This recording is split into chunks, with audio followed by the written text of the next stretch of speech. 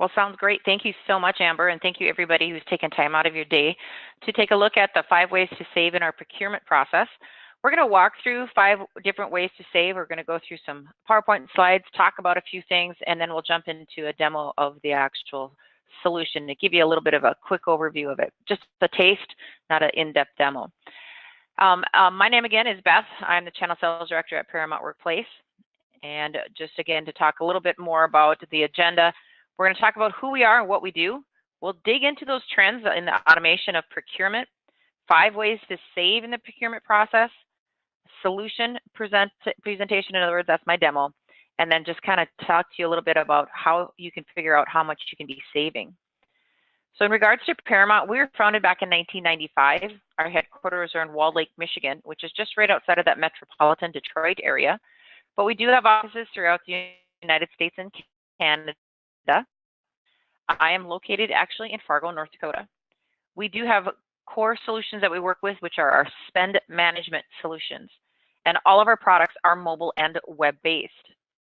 And it doesn't really matter to us your industry. We're very horizontal, meaning if you have a need for requisition, procurement, expense reimbursement, just a way to help try and control your spend, we can absolutely help you out. We're very horizontal. We have identified these 11 industries, but if you're outside of these groups, don't worry about it because we can absolutely help with your needs. We do work with many different ERPs that are listed on the right-hand side. We are Microsoft Dynamics Gold Application Development Partner and Certified ISV. We are Development Partner as well for Sage, as well as with Sage Intacct, Blackbaud, and Acumatica. With these ERPs, our product can be standalone, or we can have that out-of-the-box integration. So you can see the different GL accounts coming from that ERP in our product to help you very easily code the transactions.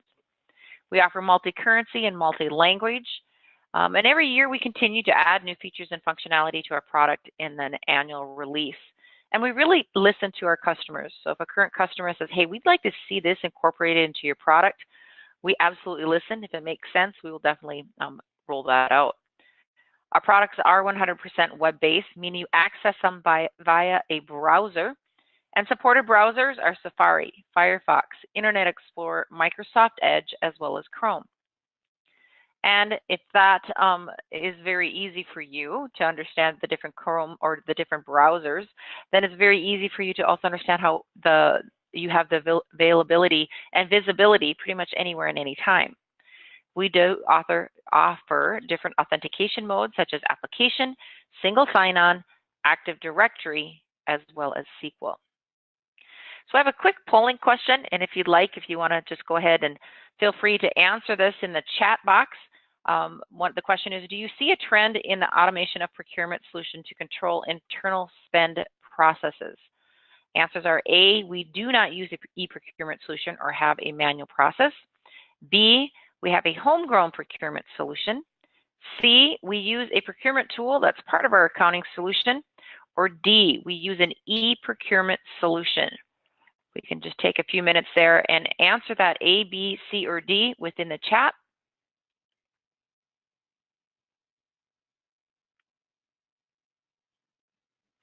So as we talk about procurement, there are a couple different options. There's your manual procurement process.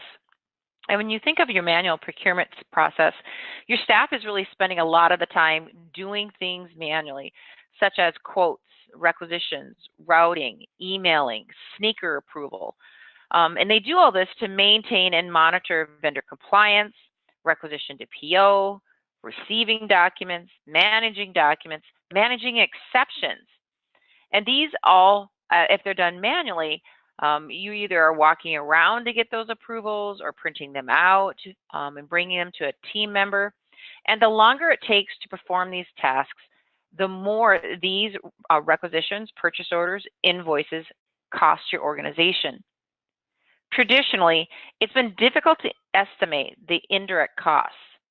But before implementing a procure-to-pay or procurement solution, it makes sense to analyze the ROI. Asking and answering questions within your organization, such as, what are you spending now? What are you spending it on? Where do your savings opportunities lie?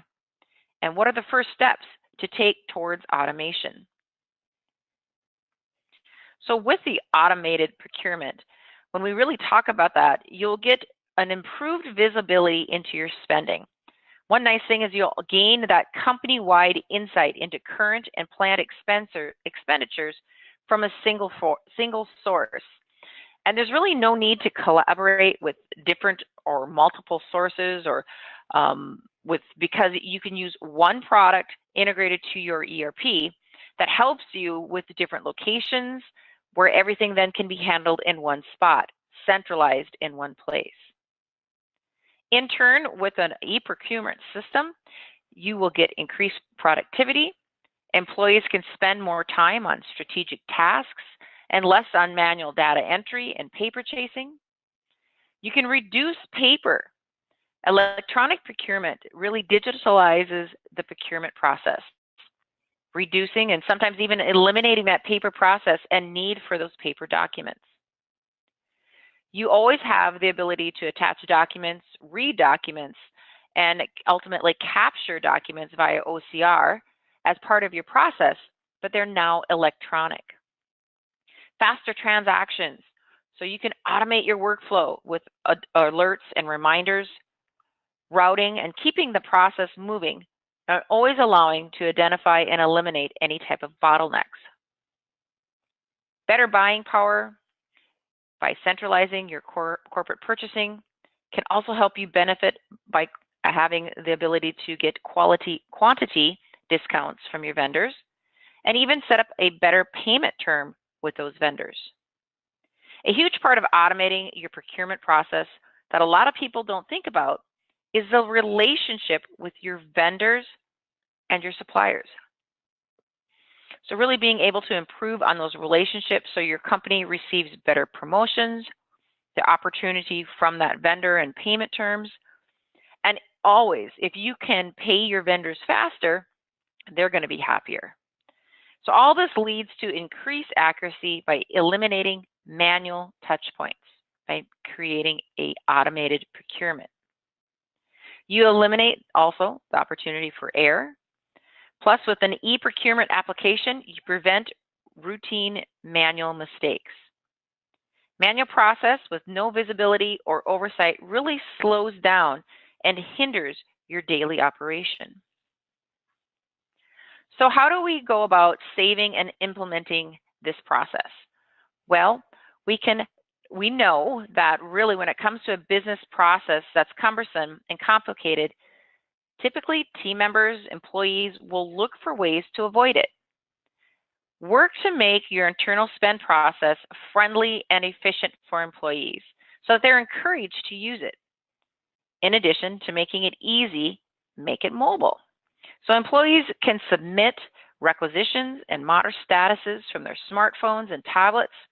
And by empowering employees and team members to create requisitions from their mobile device, they can accomplish these tasks on their schedule and wherever and whenever they're working. Mobile capability also allows the approver to review and approve requisitions on the go. So speeding the process and driving efficiency. Mobile apps have been found to increase user adoption rate, which is a big part of the ROI with your procurement solution. And really being able to have them adopt it quickly and be able to accept the change process makes it so much easier for you to roll out a procurement solution. So some of the benefits of automation and integration, well, ultimately, to be able to link departments together easy. So each department having visibility or control over what they need to see, able to control spending, and understand how things can be spent. This allows approval communication with stakeholders, visibility through departments, but then also your AP and procurement, so realistically throughout the entire organization. Lower procurement costs, speed up the process, and get better opportunities with your vendors. So to consolidate buying power, let's talk about centralized purchasing. It's simply the most important way to reduce and manage your spend. When decentralized, it's very difficult to grasp the type of scale of spend there is within an organization. If you can't access what's being spent and what it's being spent on, how can you manage it efficiently? This also provides a careful scrutiny of vendors and their contracts, and you'll be able to understand that vendor relationship better. So of course, there's always growing pressures, and we talked a little bit about decentralization, but whether multiple employees are spread out through the country or the state, sometimes silos will form. And these are areas in which may have a very difficult spending policy and a difficult approval process. Being centralized really eliminates these issues. So as we talk about the different silos or information, if you look at siloed departments, really it helps you to manage the spend is really just part one. But then also being able to not be siloed and bring AP into the mix is very important. Sometimes you find companies where AP doesn't know anything about it until it's too late and they're cutting a check. So we definitely want to make sure that we're able to bring AP into the fold when it's talking about e-procurement. Then we move into approving the actual spend. So years ago, this used to be referred to as control. How can I prevent the user from doing something? And still, it is a huge, important process. But now we talk about it as how easy we can make it for the team members. Still managing spend, but the simpler the process is always easier. So if you have an overly complex routing and slow process in regards to approvals, it's really going to slow that cycle down. And it's going to frustrate your employees, who then may seek other ways to bypass that requisition process. Now, as a reminder, a requisition is a pre-approval for a purchase order. But what you want to do is establish multiple levels of approval without difficulty or compliance issues, depending upon what's being requested. Some things that might affect workflow is the purchase of a certain dollar amount, purchase related to a specific project or GL account, specific category by vendor, department, or all the way down to that individual user level. Or you could always look at approving that spend at a multi-company or intercompany purchase as well. Some things to think about internally within your business is really want to ask the right questions when designing your workflow and routing. It requires thought and definitely consideration. Input from all the stakeholders and many factors to consider. What, if anything, can be auto-approved? Now, I know this might sound scary when you think about auto-approvals, but if you have items that are a part of catalogs, when you really know it's the proper item and the proper price, you may be able to eliminate levels of approval or have it auto-approved. So who's involved? Who is needed to approve and review expenditure requests? Likely you will have multiple workflows with different sets of approvers, which could depend upon the user role, their department, maybe even the requisition amount, the vendor, or even more. What happens if an approver is not available or out of the office, or even unresponsive? You don't want that requisition process to suffer if someone is on vacation or late in reviewing. Alerts and notifications can be set up to actually keep that process moving. Alternates can be engaged, or even an escalation of a line when an approver is not responsive, and have it bypassed to a different level or go to the next level. Every company is going to be different, and there should always be a budget manager, a requisition manager, maybe even a project manager, subject matter expert, legal department, CFO with large spend. And once these processes are in place, again, these are just ideas for you to think about. Once these processes are in place, you really need to hold that line. It's really going to help you watch the budget. E-procurement can help with all of this, and it also brings in that information where we are against budget, and then you can always fine-tune it. What takes the longest? Are there too many approvals? Review the limits. Can something be auto-approved? Lots of different things to be able to help approve that spend. When we talk about approvals, it's really nice with our solution because there's so many different ways that you can go through the approvals. You have email notifications. Approvals can go out and be requisition line items, independent line items, or entire requisitions can be approved via email, or maybe it's just an alert via an email. Alternates can be set up if somebody is out of the office on vacation, or maybe you need to add somebody new into that approval process as an ad hoc approver.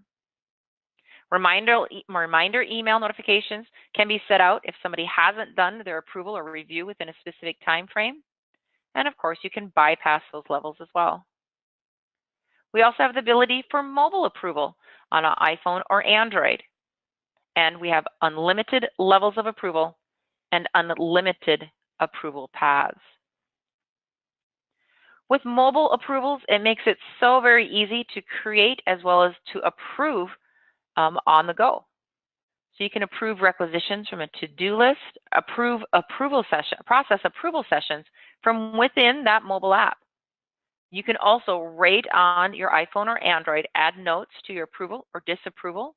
So if you'd like to let them know why you're disapproving something, you can absolutely do it. We like to make sure that you're equipped, whether you're in the office or on the go. And as soon as something is approved, the items go to that next approver or become available to be made into a purchase order. Then we can start talking about our vendor relationship. And with that, we have the ability to enable vendor contract management. So when you do have a relationship with your vendor that you want to make a lot of purchases with or on a large purchase scale, you may want to negotiate amounts that you want to spend with them.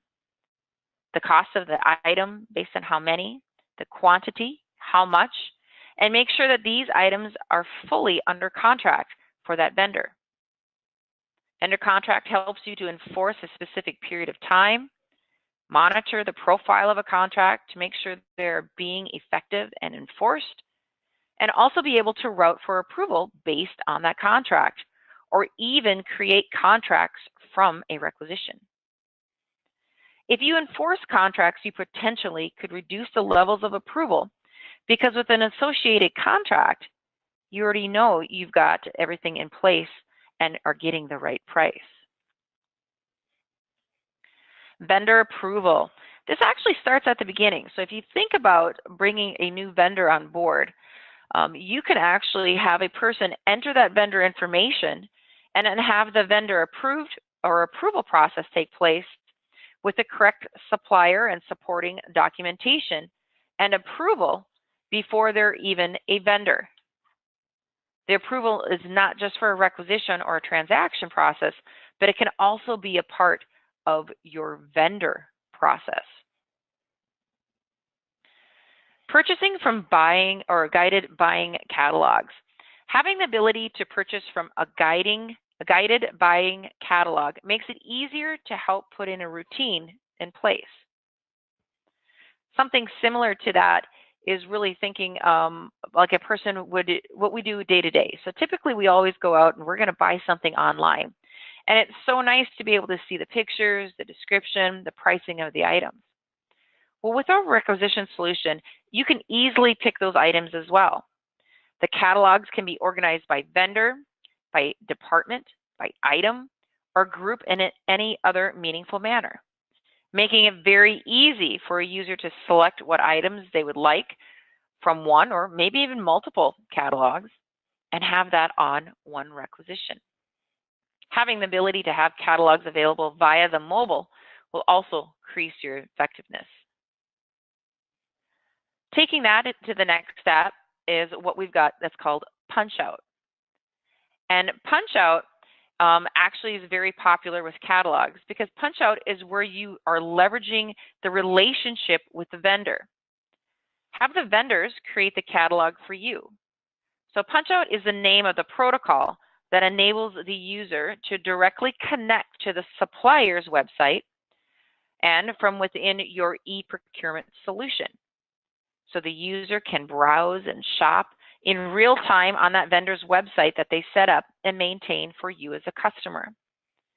Once the shopping experience has been completed and you've checked those items out, it would automatically create the items on the requisition within your e-procurement tool, which then, of course, you can route for approval. Advantages of Punch-Out are significant because you can save time by accessing the vendor's website while getting your pricing, accurate pricing from the vendor, and have a better shopping experience for that user. Mobile catalog shopping. So with the mobile app, you also have the ability to look at the internal catalogs and be able to browse and shop and add those items specifically to your cart. Once you have those on your cart within your mobile app of your Apple or your Android, you can then submit for approval. And if you're an approver, of course, you can approve. If you're a reviewer, you can review as well. As we bring more spend under control, really try and understand you can't manage what you can't measure. So if you have spending that breaks the rules by bypassing an approval system, then you're not really going to have a very effective system. If purchases are done for non-approval suppliers or buying them and then asking permission later, really that maverick type of spending, how much of that is really costing you and your organization? Many employers believe that, well, this purchase is really just too small to matter. And that really does have an effect because if there is no formal process in place, they will just bypass the process. Meaning management typically is concerned just only in those large dollar amounts and let those small ones go through.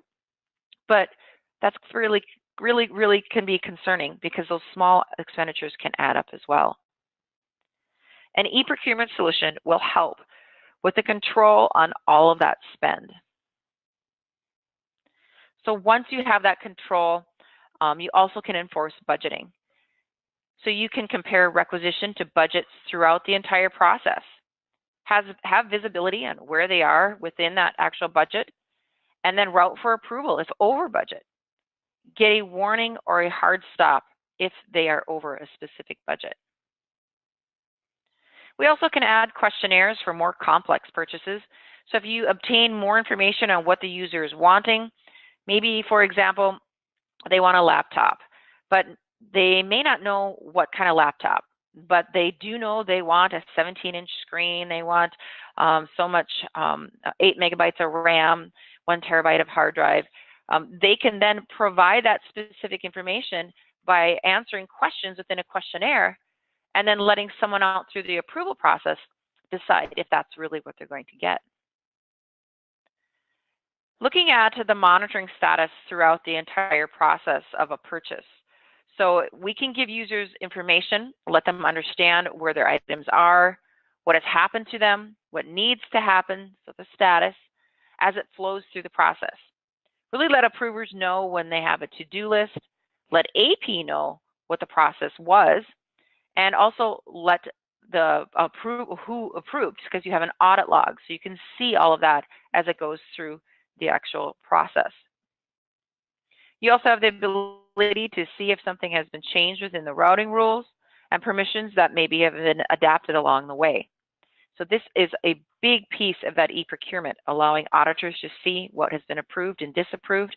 It's very easy then to show that information to your auditors. Our next question, if you could just take a few seconds and answer it in the chat. What are the main benefits you hope or your clients gain from automating procurement? Is that reduction in cost? Is it just more visibility into your spend and your data? Is it the ease of requisition and approval process? Maybe right now it's kind of manual for you. Or is it the integration of AP within the procurement process? Or maybe it's none above. As we look at the marketing analyst, we also look at this as we can see the cost central. And the supplier negotiation is a big part of spend. Visibility, of course, is very close behind that.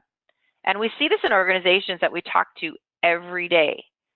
This is very common, and is really the obvious thing about saving money, is a big part of what you're looking to do. Because when you want to save money in the procurement process, it goes direct to that actual bottom line. So our trends in AP and procurement, if we look at the price per PO and invoice, so if we look at the novice area, so if we talk about people they don't have a procurement system in place, they're doing everything very, very manually, it's costing on average about $15 per invoice. That's $91 per PO. If we look at other companies that have started to do a little bit of automation, they've reduced that price significantly. So $6.70 per invoice, or $65 per PO. If we look at those innovators that are using an e-procurement solution, you can see that their price per invoice has dropped dramatically, $2.36 per invoice, or $22.75 per PO. And I'm sure looking at these just really makes you think in regards to what can I do to help my business reduce the costs of those invoices and per POs. So I can absolutely help you out with that, a couple different things. I'm going to jump in and show you our solution very quick and how we can create a requisition, route it for approval, and you can see the different ways that you can control that spend management. What you're looking at right now is the login screen for Paramount WorkPlace.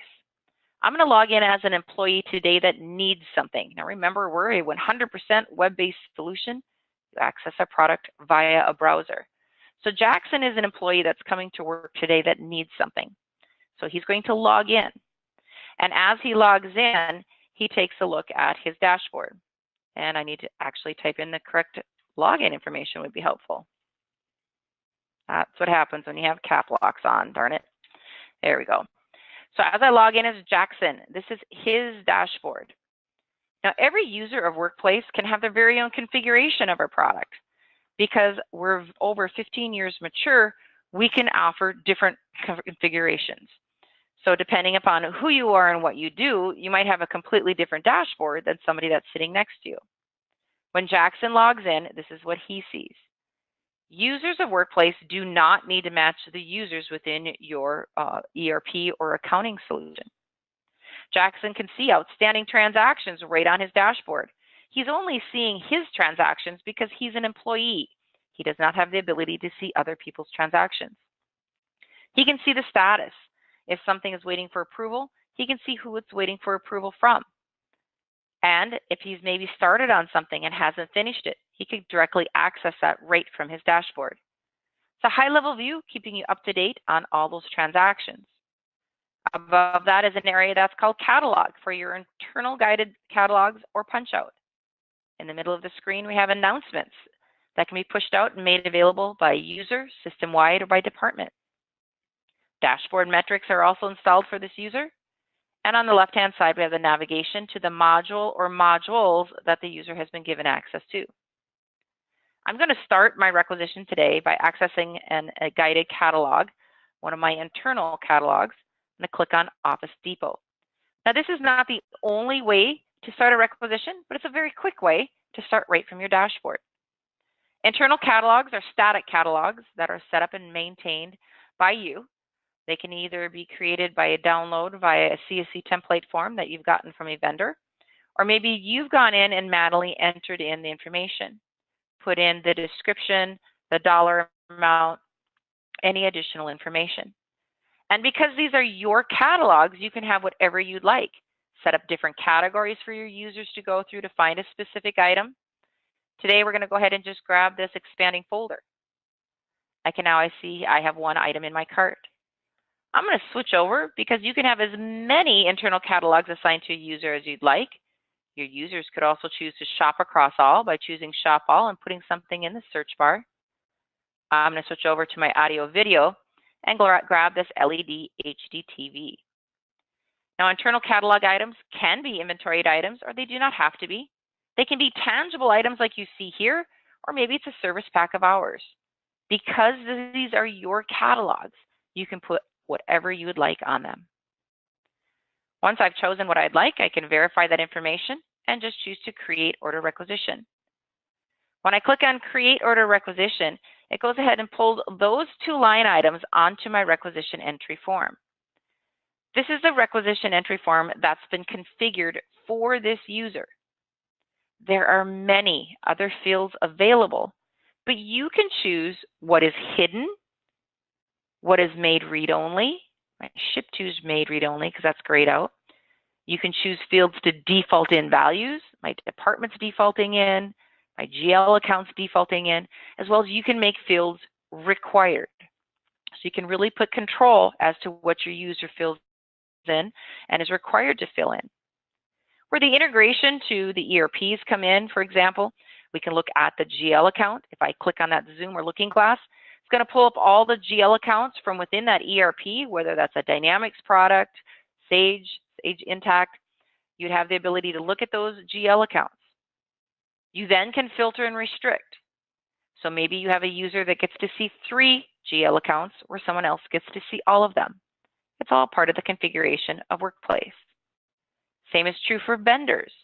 If I click on that zoom or looking glass, it'll pull up all the vendors from within the ERP that I have been given access to, and then that can be filtered and restricted.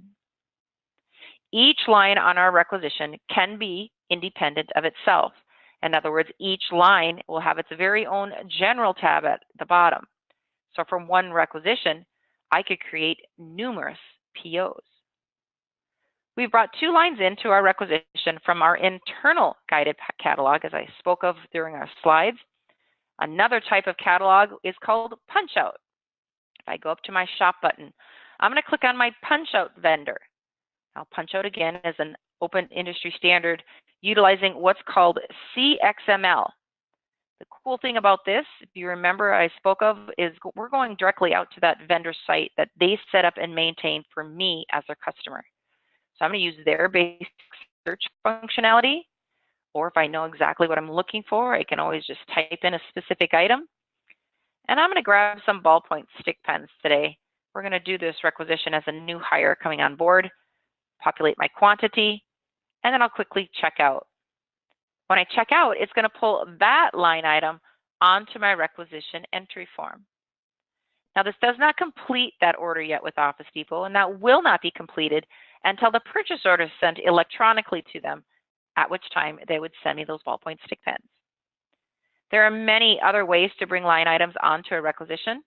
We could come up to a shopping list. Think of this as a template for regularly requested items. Maybe a new hire always comes on board, and I know there's certain items I can always get for them, so I could go to my new hire list. I could then choose whatever it is I want from that list. I may not need everything. I'm going to say I need 1 keyboard, and that pulls that line item onto my requisition entry form. I could also pull a requisition from history and quickly duplicate if I'd like, or I could just come down into the body of the requisition and type something. And I'm going to say I need cleaning services. If you're using inventory, you also have the ability to look at the items within WorkPlace as well. At this time, I've got 5 different lines added to this requisition, different ways. As I mentioned, each line is independent of itself, so each line can have its very own general tab at the bottom. And again, depending upon what you want that end user to do, maybe you only want them to fill in the item description and the quantity. And the rest of that information, as for the coding and vendor selection, that's done through the approval process. For today, I'm going to go ahead and choose a vendor for this line, and I'm going to say it's First Up Consultants. I'm going to scroll to that next line, and there's my expanding folders, and I'm going to grab the Graphic Design Institute. When I get to line 3, there's my ballpoint stick pens, and I can see it already defaulted in with Office Depot because the system knew when we went out to Office Depot's website, it automatically selected that vendor. When I get to line 4, the keyboard is already populating with a vendor that was assigned to that item, as well as a GL account. When I go to line 5, I'm not sure who we should get for cleaning, so I'm going to leave that blank, but I am going to add additional information in the form of an attachment. Next to each line, there are open paper clips, letting me know I can have a line level attachment. When I click on that, I'm going to browse out, find whatever attachment I'd like, and go ahead and grab that and attach it to this specific line. We also have the ability to attach at the header level. I could add a description if I'd like. And as soon as I attach, I do have my inline view turned on, so I can see the inline view of the attachment on that right-hand side. Unlimited attachments at the line level, or I could come up to the header and do unlimited attachments at the header level. We could also add additional information to a line in the form of a comment. I'm going to highlight line 1, and I'm going to go to my Comments tab. 2 comments are available. The first will print on the purchase order, so I can say I need it right away. The second is just internal information that will follow this line all the way through the approval process. Maybe additional description or additional information as to why you would like the item. And I'm going to say the new hire needs a TV to relax. And as soon as I started typing, you can see that sticky note showed up next to that line, letting me know that line has a line level comment. I could also have a comment at the header level up here in the upper right. The last thing that I'm going to do is just name this, and I'm going to say new hire for South Office. My next step is to submit this for approval. As the employee, once I click on submit, my user experience is done. I've asked for what I've wanted, and I've submitted for approval. In the background, what happens, and we talked about the different ways of approval, we have unlimited levels of approval and unlimited approval paths. So as I mentioned, really think through what kind of approvals you want on things. Do you want things to auto-approve? Do you want them to approve by a certain dollar amount, by vendor, by maybe department, or ship to, or GL account? Again, unlimited levels of approval, unlimited approval paths. And these are set up in the background. So when that user clicks on submit, it already kicks off for approval. So for example, if I wanted to look at line 1 and see where it's going, if I went to my details tab, I could see it's going to go to Meredith Gray next because she's an approver. After Meredith, this line's going to go to Foy because it's over $1,000. If either one of these users were out of the office and they had turned on their alternate, I'd be able to see who that was underneath the assigned alternate approver heading. And then at the bottom is an audit log that will date and timestamp things that are done to that transaction. So for this user, I've created a requisition for the things that I'd like for a new hire. I've submitted it for approval. And if I look at my dashboard, I can see right away, there's my new hire for the South Office, and it was kicked off and sent to Meredith Gray.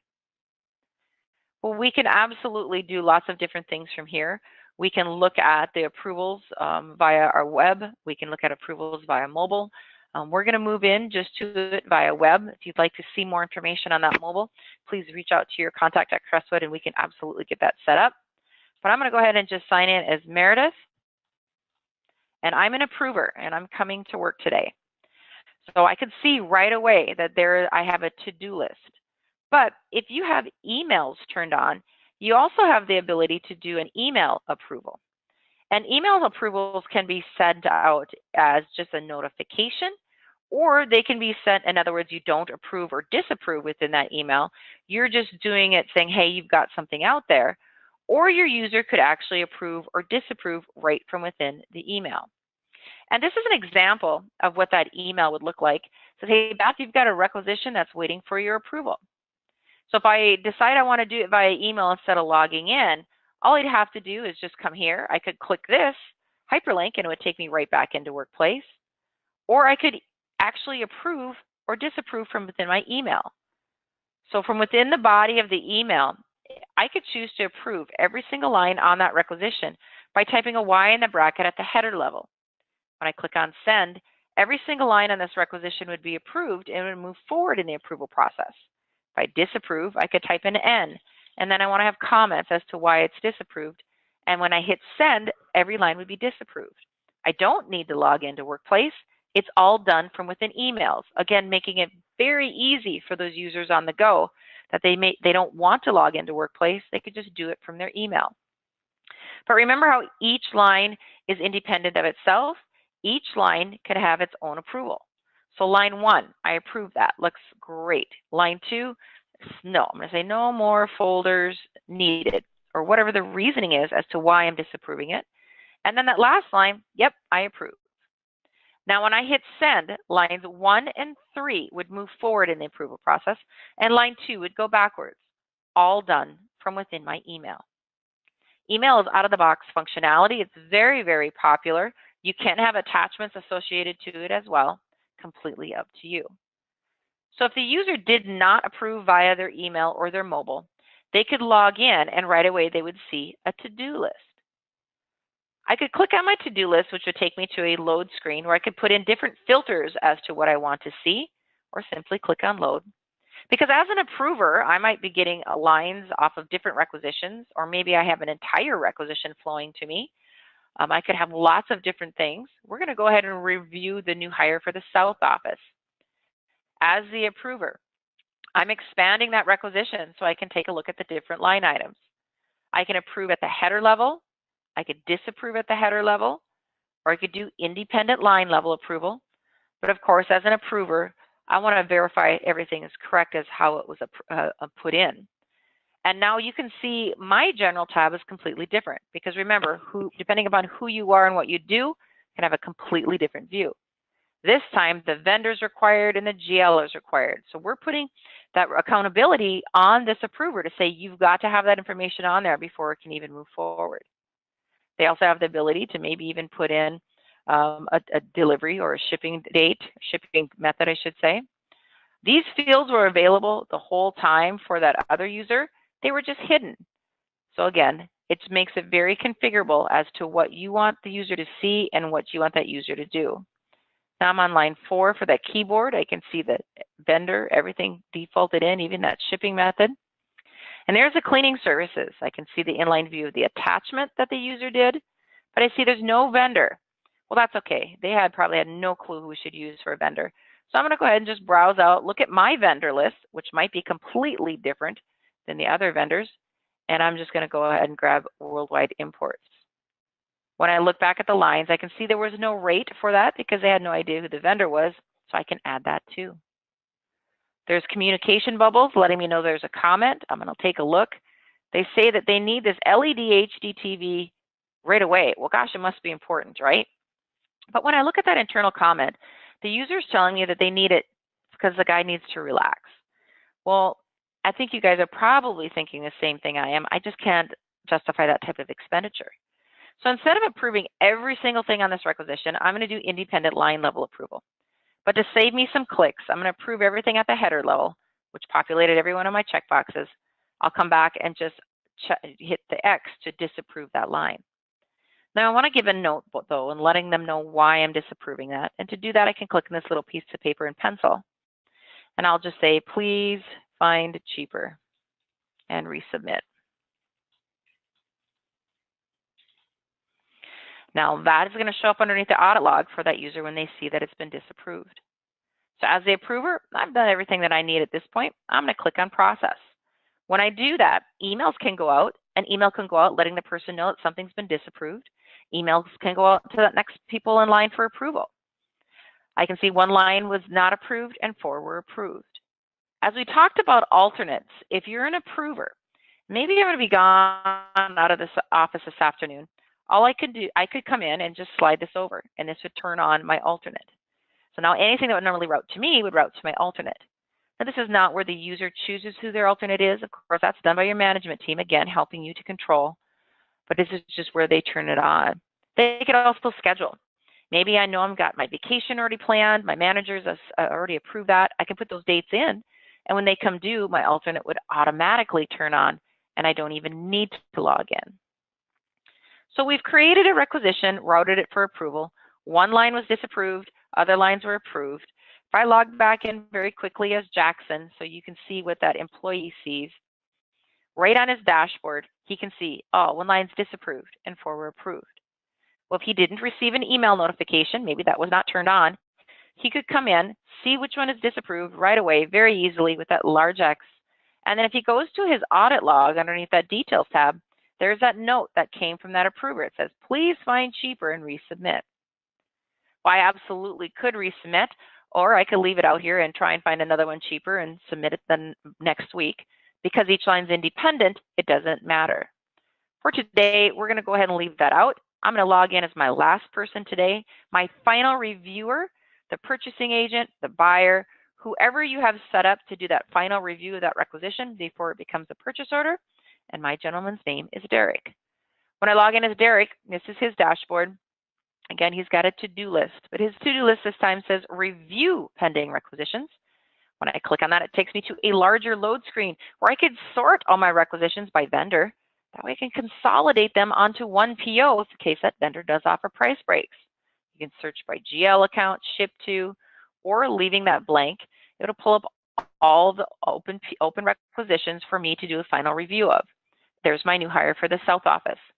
I'm going to go ahead and expand that, taking a look at the lines on it, verifying if that's exactly what I want. If I want to make sure and create the purchase order for it, or maybe I want to cancel it or put it on hold. I can also go to that general tab and review any information. This again can be a completely different view than what we saw previously. We're going to go ahead and choose to approve all. And when I click on process, what's going to happen is WorkPlace is first going to verify, is there a GL? Is there a vendor? Because it can't create a PO if there's not. If there is, it'll go ahead and create the PO. It'll flag me if there is something incorrect, and we can see that bill to is missing. So we'll go ahead and grab that bill to real quick. And it looks like a shipping method as well. This is also the time that when we create the purchase orders, the POs can automatically be sent to the vendor via an email if that vendor is set up as an email vendor within WorkPlace. If it's a punch-out vendor, this is also the time that that PO would be sent to them via CXML. So I can see from that one requisition, 3 POs are created. PO number 98, that was sent electronically via CXML to Office Depot, which is my punch-out vendor, and they'll now ship me those ballpoint stick pens. This is an example of what the PO looks like from within WorkPlace. Of course, again, this is created in a Crystal Report Writer. You can download those or print those. You can see the different information. And that would take care of the requisition to purchase order. Depending upon your ERP, you may want to stop here and do your receive and invoice match within that ERP. Some ERPs we do full procurement with, meaning you would need to do your receive and invoice match within WorkPlace. As we move into the receive and invoice match, we're going to have the ability to take a look at that actual PO and do a receiving or an invoice match. My receiver and invoice match person's name is Zanika. When I log in as Zanika, this is her dashboard. She has nothing to do with creation of requisitions. She doesn't review anything. Again, because depending upon who you are and what you do, different views. I'm going to go into my receive match invoice. I could choose different reports that I've been given availability to.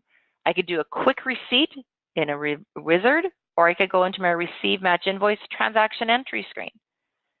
This has the ability to also use our OCR. In other words, if you have an invoice that you would like auto-populated under this field or a packing slip, we do have the ability to offer that as well. You can choose what type of transaction type. Is it a receipt, an invoice, or a receipt invoice? We're going to say a receipt invoice today. I could sort all my POs by vendor. Maybe I only want to see the POs for Graphic Institute. And when I click on load, it'll pull up all the open POs for Graphic Design Institute. Or now I can choose, okay, this is absolutely the one I want to do a receive and invoice match against. In other words, I've got the packing slip, I've got the product, I've got the invoice. I'm going to choose to load that. This is if now I didn't do it via OCR where it's auto-populating. I can take a look at the information, verify if there's one received, quantity of one, if there's any additional information in regard to a discount or freight. Now remember, this has also already been coded because it came off that requisition. More than likely, I would have a document number because it's coming from an invoice. And then my next step would be to go ahead and submit this. Depending upon your methodology, business methodology, you could have this route for approval again. So we're having the invoice route for approval before it's created in that ERP.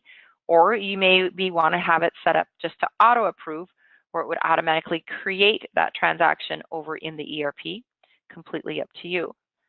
My transaction today is set to auto approve, so it's going to go ahead and just create that receipt. And my integration today is with Dynamics 365. And so we can see that it's been submitted and sent over to that actual transaction.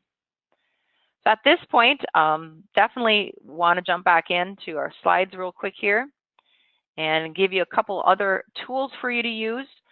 This procurement calculator, if you get a chance, please jot down this actual website. It's paramountworkplace.com/procure-to-pay-calculator.